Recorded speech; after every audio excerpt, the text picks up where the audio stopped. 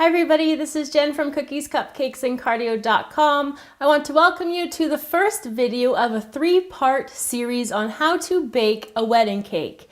This first video today is going to be the process of baking the cake and covering it in buttercream. The subsequent videos will include how to tier the cake, which is stacking it, and the last video will include how to decorate the wedding cake. So make sure you stay tuned for those coming up in the future.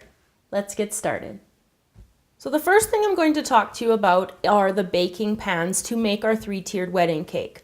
The big one at the bottom is a 10-inch round cake pan, and that's going to be our base.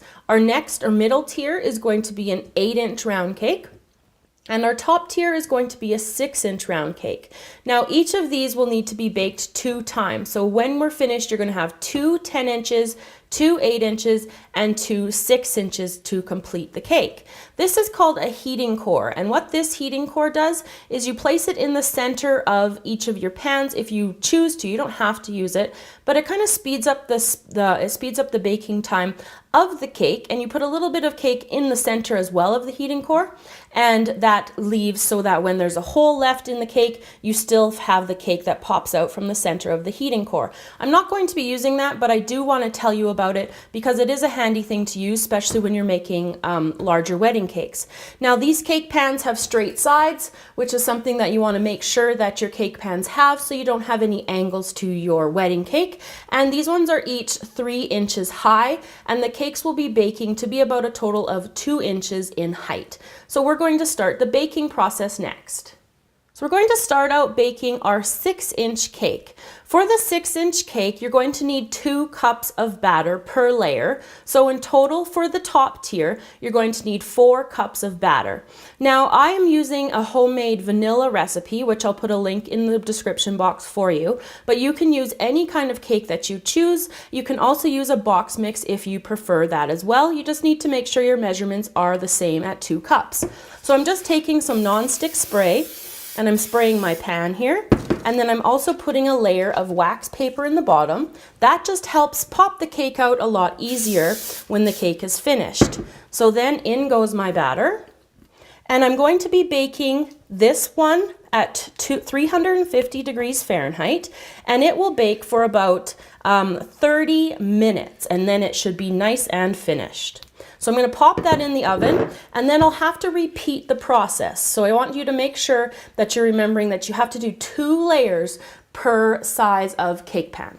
Our next 2 layers will be the middle tier, and it is the 8-inch. So again, I'm spraying my pan, and I'm going to be using per layer 3.5 cups of the cake batter for this layer. Let's give it another spray. So you'll need 7 cups in total for the middle tier, and it's going to bake for probably about 55 to 60 minutes at 350 degrees Fahrenheit. So I'm going to pop that in, spread this around first, and then pop it into the oven, and then we will be working on our largest tier next. Now we're on to our largest tier, which will be the bottom, and it is the 10-inch. Per 10-inch layer, we're going to be using 6 cups of batter. So in total, we're going to be using 12 cups of batter altogether for both of the bottom tiers. So I'm putting the wax paper in again at the bottom. You can use parchment paper if you prefer. And I'm just putting this in. Now this one, being that it's the largest, it's obviously going to bake for a longer time. It's still going to be baking at 350 degrees, and it's going to bake for about 60 to 70 minutes. And you just want to watch it to make sure that it's completely finished in the center and it springs back to your touch. So I'm going to pop that in, and I'll be back with all of the cooked cakes. So all 6 of the cakes have baked. They're nice and golden browned, but if you notice when you've been baking cakes, you might find there's a slight dome. So what we're going to do next is we're going to level each of them off, because we need to have our wedding cakes be completely flat so they stay straight up and down. So I'm going to level off my cakes now, and what I'm using is a large Ateco cake knife, and it's just got a serrated blade. If you don't have one of these, you can just use a regular kitchen serrated knife. It works just the same. So I'm just putting it here, and I'm keeping the blade level while turning the cake around here on my turntable. And I'm just making sure that I'm using a sawing motion because I don't want any part of the cake to tear. I want it all to be cut in this level area here like that, and you can see it slides easily off just like that. So I'm going to repeat that for all 6 of the layers.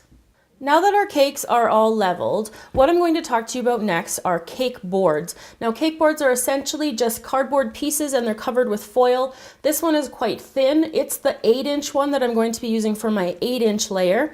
Now, this one is a 6-inch one, and as you can see, it fits perfectly on top of my 6-inch cake. Now, this one is a bit larger, and it's actually called a cake drum, and it's thicker, and it's meant to be used on the bottom of tiered cakes or whatnot. Now, these two I purchased locally at a cake store. You can find them at major stores such as Michael's and whatnot. You can even buy them online, Amazon and eBay. Try those out. They're just called cake boards. And this one I actually made. You just cut it out of cardboard and then you cover it with your own foil.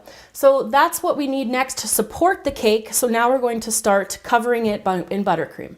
So now I need to attach my cakes to my boards. So what I'm going to do for glue is I'm just going to use a little bit of icing, just smooth that into the middle there like that. And then I just put my cake in the center there of the board, just like that. Now you may notice that because this one is the bottom one, it is a little bit bigger than the other 8 and the 6-inch boards. For this one, we want the base to be a little bit bigger because when you're transporting the cake, you want somewhere for your fingers to be able to go. So that's why this board is a little bit bigger than the actual cake. So this one in total is 12 inches in diameter. So now we're just going to start by putting a thin layer of buttercream in between here, like this. And then I'm going to plop the top part of my bottom layer. So my other 10-inch, just like that. I don't want too much, so I'm just scraping some off like that. And then I'm just going to place the second one on top, just like that. So I'm going to repeat that process for each of the 3 tiers. Now we have all 3 of our tiers. The layers are all stacked on top. Now what we're going to do is we're going to do our crumb coat. A crumb coat is the initial layer of buttercream that goes onto the cake to catch any of these crumbs that come off as you're applying the buttercream to the sides. In total, I'm probably going to be using about 12 to 18 cups of buttercream, and I will put the link in the description box below to my vanilla buttercream recipe that we already have up on the channel. So I'm just going to coat all 3 of these cakes in my initial crumb coat, and then I'll be back to show you the final step to this initial video in the series. So the last step to icing the cake, after the crumb coat has caught all of the crumbs from the sides of the cake, we're going to use more buttercream and just cover it completely. So I'm going to do all 3 of these different cakes, and then we'll be finished how to bake and ice a wedding cake. So there you go, everybody. I have finished off the beginning stages of baking a wedding cake. We've got it covered in buttercream, and the following videos are going to cover how to stack the wedding cake, which we call tiering, and how to decorate the wedding cake for a final product. So make sure you stay tuned for those, and I will see you next time.